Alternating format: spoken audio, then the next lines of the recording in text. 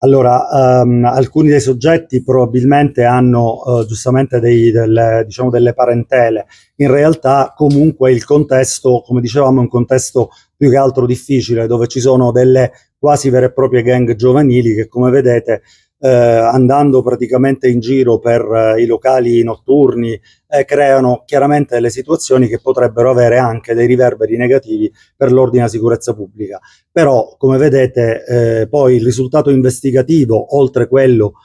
diciamo di prevenzione con la divisione polizia anticrimine e chiaramente con il provvedimento d'aspo del questore, sicuramente riesce ad arginare questo tipo di situazioni e di fenomeni, atteso che i soggetti destinatari della misura cautelare degli arresti domiciliari, nonché del DASPO, sicuramente non potranno per